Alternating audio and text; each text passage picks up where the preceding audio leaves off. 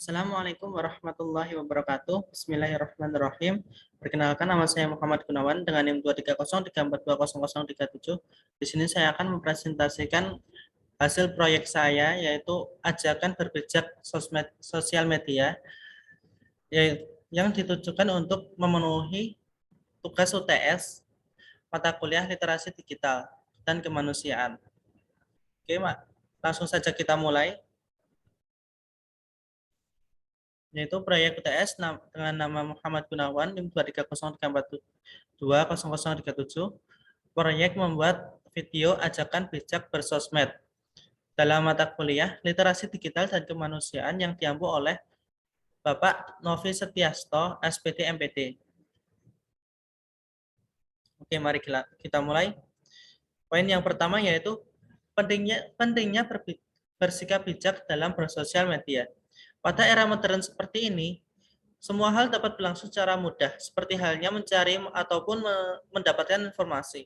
Semua kegiatan atau informasi yang sedang trending di sosial media dapat diakses secara mudah melalui internet, baik itu situs web, aplikasi, maupun sosial media lainnya.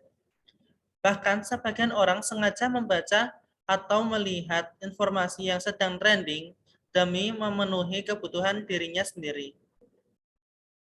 Kita sebagai penikmat sosial media sudah seharusnya bisa memfilter informasi yang disajikan lewat sosial media dan bersikap bijak dalam menggunakan sosial media.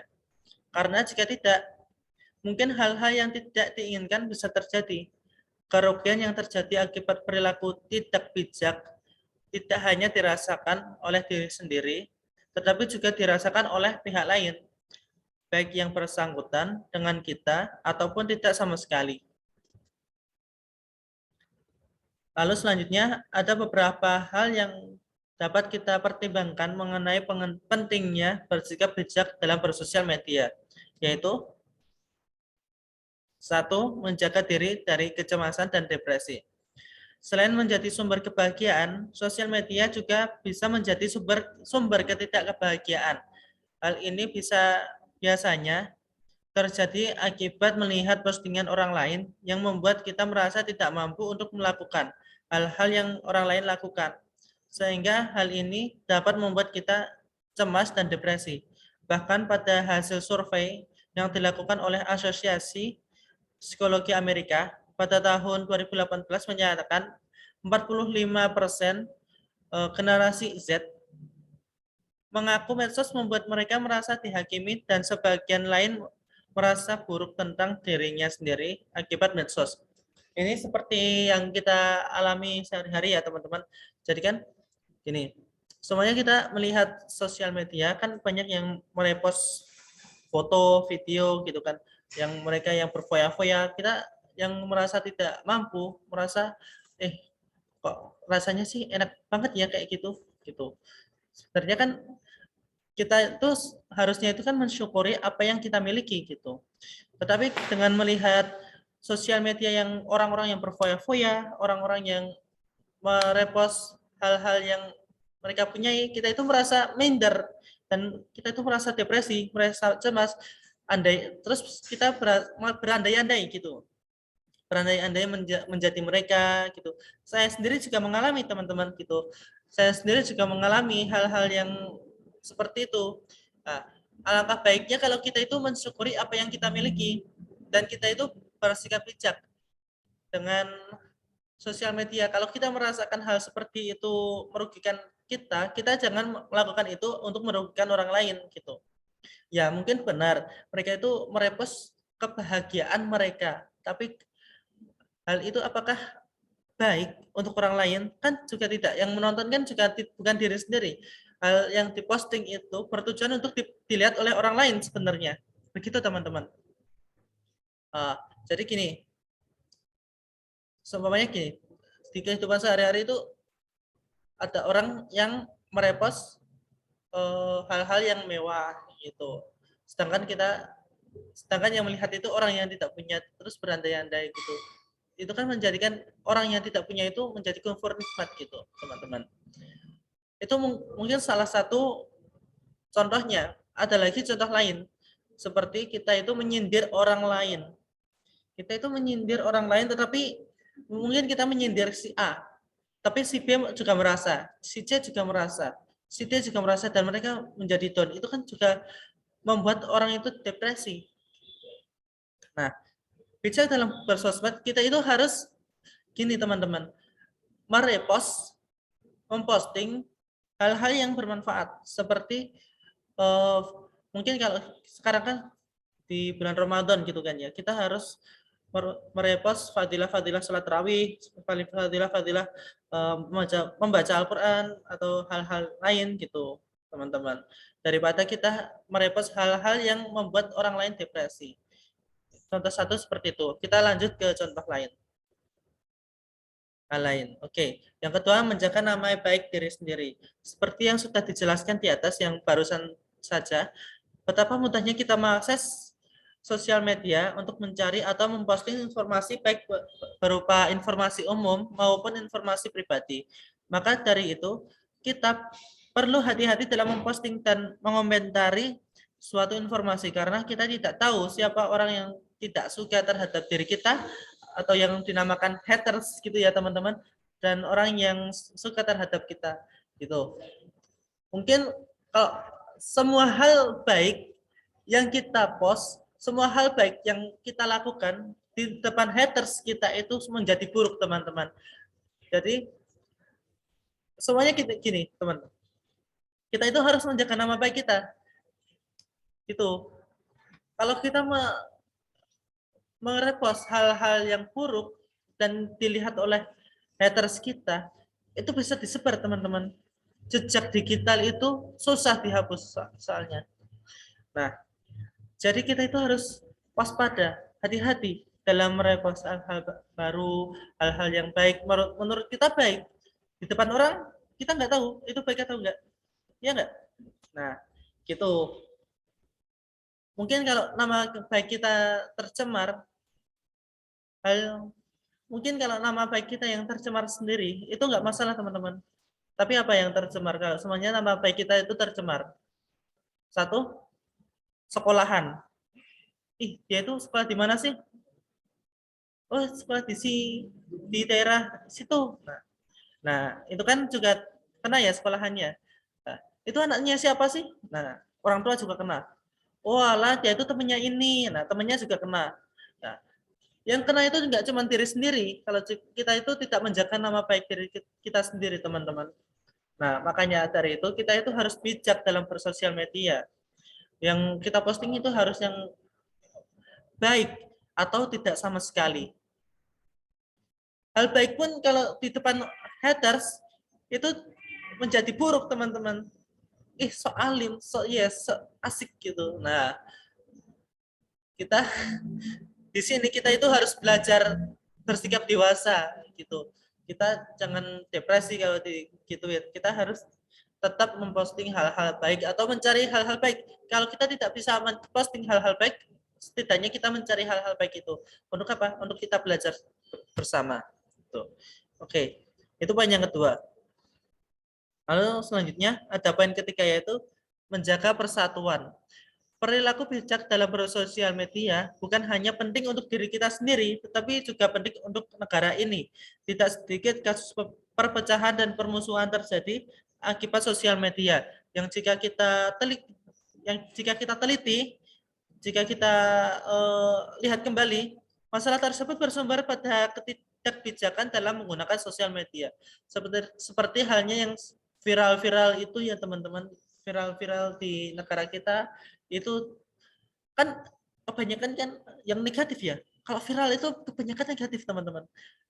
Ya kebanyakan, nggak maksudnya kebanyakan itu nggak semua gitu. Ada hal positif mungkin juga viral, tapi kalau hal positif yang viral itu waktunya itu sebentar. Iya, sebentar.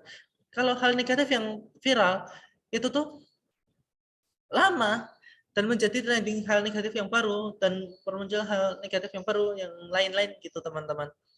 Nah, kita tuh harus menjaga persatuan.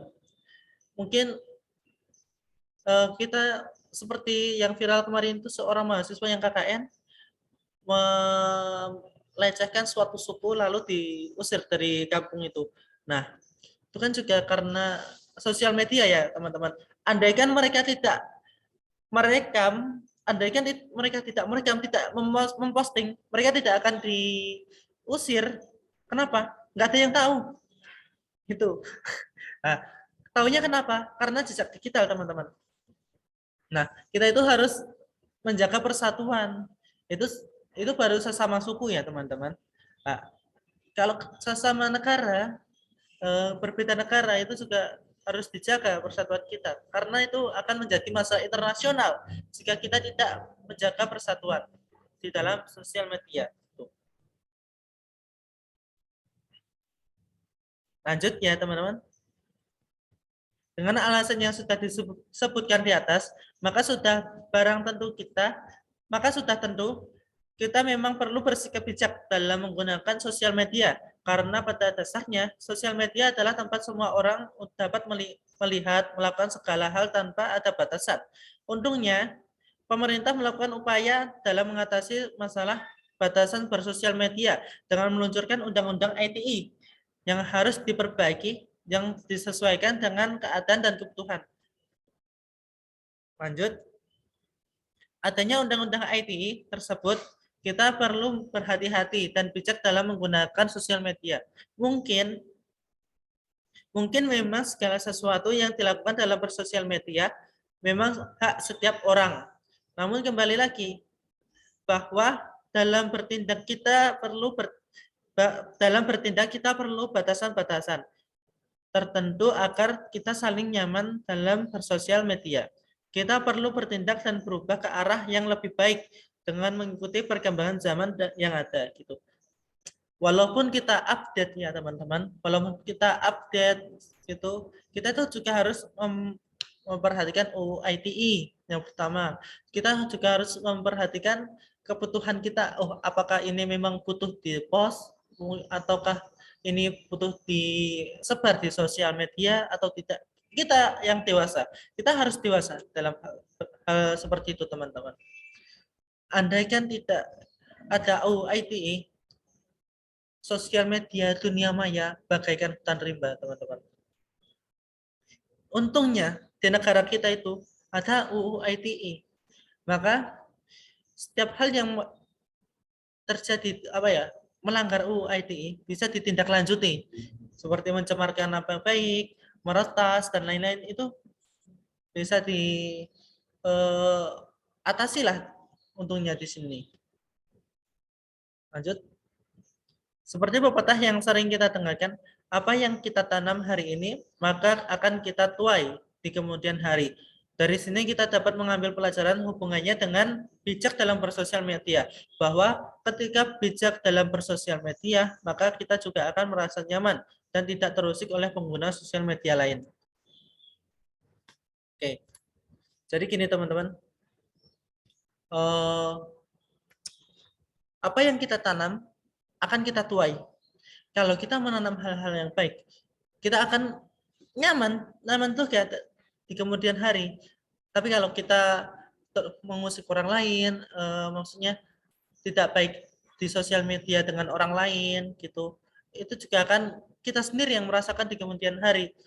Kita akan tercemar namanya, kita akan begitulah, akan tidak baik lah nama diri kita sendiri, dan kita juga tidak nyaman, merasa depresi dalam bersosial media begitu. Oke, lanjut. Ini ada beberapa kata-kata dari orang-orang terkenal gitu. Ini ada kata-kata dari orang-orang terkenal tentang sosial media. Banyak orang menggunakan sosial media untuk berbagai hal-hal biasa atau untuk menguntungkan diri sendiri. Saya mencoba menggunakannya untuk berbagai hal-hal menarik dengan orang-orang. Aston Kutcher. Nah, banyak orang sosial media itu yang seperti tadi. Kita itu banyak melihat orang-orang berfoya-foya, memposting hal-hal yang terlihat mewah. Nah, itu membuat orang lain merasa iri, dengki. Kita melihat orang-orang yang sindir-menyindir satu sama lain. Nah, itu tuh untuk kepentingan pribadi, teman-teman. Dan itu tuh sebenarnya merugikan di kemudian hari. Kita itu merenggangkan relasi dengan orang-orang lain. Kita itu memperbanyak haters juga. Sedangkan Aston Kutcher itu berkata, saya mencoba menggunakan untuk berbagi hal-hal menarik dengan orang lain. Nah, itu pernah nggak teman-teman mengikuti akun meme? Nah, akun meme, ya walaupun akun meme juga banyak yang aib-aib juga ya, ya teman-teman. Nah, carilah akun meme yang baik-baik. Itu hal-hal menarik itu seperti humor-humor yang mereka kasih itu terkadang tidak menyinggung orang lain. Carilah yang seperti itu, meme yang tidak menyinggung orang lain atau mengikuti akun keagamaan. Nah, itu kan juga belajar bareng di situ ya kan? Kita itu belajar bareng di sana. Kita mendapatkan ilmu yang baru, mereka mendapatkan pahala. Oh, mungkin kalau adminnya ke sini kita akan saling menghormati begitu. Selain itu juga ada akun ilmu-ilmu yang lain yang perlu diikuti atau organisasi kemanusiaan gitu. Nah, itu kan juga hal baik yang perlu diikuti, bukan saling menyindir, bukan akun gosip yang merendahkan orang lain gitu ya kan, teman-teman. Oke, ini Aston Catcher juga sama. Yang kedua ada Ronnie Cheng. Ronnie Cheng. Nah, kamu tidak perlu pergi jauh untuk melihat kebencian dan pelecehan yang terjadi secara online. Bahkan menggunakan media sosial itu antisosial karena orang-orang selalu menggunakan ponsel mereka. Nah, Ronnie Cheng itu berkata, maksudnya gini, kita itu nggak usah jauh-jauh melihat orang saling melecehkan.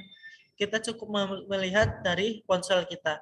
Nah, itu menandakan betapa banyaknya orang yang belum bijak dalam menggunakan sosial media, teman-teman. Nah, oleh karena itu, kita sebagai orang yang sudah dewasa mungkin ya, sedang perjalanan dewasa kalau saya. Kita sebagai orang yang tergolong dewasa lah. Nah, kita harus bijak dalam bersosial media. Untuk apa? Kita jangan terjerumus dengan orang-orang yang saling melecehkan di dalam sosial media seperti itu, teman-teman. Oke, yang terakhir kata-katanya ada dari Whitney Wolfhard. Aku adalah pendukung besar anti-intimidasi di masa muda kita. Apa yang aku lihat dengan munculnya media sosial adalah bahwa anak-anak tidak menghadapi perundungan di taman bermain, tetapi menghadapi di ponsel mereka. Wih, keren banget ini teman-teman. Aku baca ini sampai sampai merinding loh. Nah, jadi gini, bener banget, bener banget. Banyak anak kecil yang malah suka bersosial media. Mereka itu dewasa sejak dini, teman-teman. Ya, mereka itu dewasa sejak dini. Mereka itu terkena tekanan sejak dini. Banyak seperti itu. Mereka itu tidak merasakan hal-hal seperti yang saya lakukan dulu, bermain layangan di sawah mungkin ya. Bermain layangan di sawah, mainan kelereng. Itu renang di kali, di sungai, pulang-pulang dimarahi orang tua. Mereka itu nggak merasain itu. Kita itu dulu disuruh pulang dari luar, disuruh pulang karena kita kelamaan di luar. Anak-anak zaman sekarang disuruh keluar karena kelamaan di dalam rumah. Mereka itu tidak antisosial ya, bukannya antisosial, tetapi mereka itu tidak menemukan tempat mereka bermain kalau mereka keluar. Kenapa? Karena mereka asik dengan ponselnya mereka sendiri. Mereka itu, ya Allah, banyak sekali orang yang dewasa sejak dini, dewasa ini teman-teman. Bahkan saya punya teman kecil ya, punya murid kecil-kecil gitu ya. Mereka itu tidak keluar kalau tidak mengaji, mereka tidak keluar kalau tidak belajar. Begitu. Mereka tidak keluar kalau tidak pergi ke kelas. Intinya begitu. Nah, mereka itu selalu di dalam kamarnya mereka. Untuk apa? Main yang sosial media, main game gitu. Dan bahkan mereka itu tidak punya waktu dengan orang tua mereka loh, bayangkan itu. Mereka itu tidak punya waktu dengan orang tua mereka, padahal mereka masih kecil. Bagaimana kalau sudah dewasa nanti? Mereka akan antisosial banget ya. Yang itu PR kita, bagaimana cara kita untuk membuat anak-anak itu suka membaca, bukan main ponsel sendiri, suka bermain di luar, mau bermain, bukan suka, mau bermain di luar, suka membaca buku buku yang real ya, bukan e-book. Kalau e-booknya sama saja, buku yang real gitu, atau bagaimana cara membuat anak-anak itu berpikir kritis. Tapi sayangnya orang tua zaman sekarang itu lebih senang kalau anaknya itu pinter bersosial media. Anaknya pinter main HP sejak dini. Anaknya pinter bermain motor, naik motor sejak dini. Itu orang tua zaman sekarang malah senang. Nah, kita harus sadar, anak seperti itu belum waktunya bermain. Minimal SMA lah main HP itu. Sibuk dengan HP itu minimal SMA lah. Karena apa ya? Waktu mereka itu jangan sampai digunakan hanya dalam kamar dan bermain sosial media, tetapi juga harus bermain, punya waktu dengan orang tua, itu harus itu, teman-teman. Ini ada sponsor ya. Ini sponsor dari kampanye organisasi bijak bersosial media. Bersosial media adalah hak setiap orang, namun menjaga sikap adalah hal yang utama, karena semua berasal dari diri sendiri. Maka dari itu, kelola diri agar tidak merugi. Ya, itu, teman-teman. Uh, ini pesan dari saya, sosial media itu bagaikan pisau bermata dua. Apa maksudnya? Sosial media kalau kita gunakan dengan baik, positif, itu akan mencari hal-hal baik. Kalau kita mencari ilmu di sosial media, banyak banget ilmu yang tersebar. Tapi kenapa yang mencari ilmu itu malah sedikit? Sedangkan sosial media itu juga dapat menguliti hal-hal yang negatif, seperti uh, apa ya? Oh ya Allah, zaman sekarang anak kecil banyak yang pornografi loh teman-teman. Beneran. Ya itu kan negatif banget ya kan. Untuk melecehkan seksual, untuk saling melecehkan, untuk saling menyindir, untuk gosip. Nah itu tuh negatif banget itu. Ya, kira-kira begitu. Sosial media bagaikan pisau bermata dua. Kalau kita gunakan dengan bijak, maka kita akan senang, akan nyaman.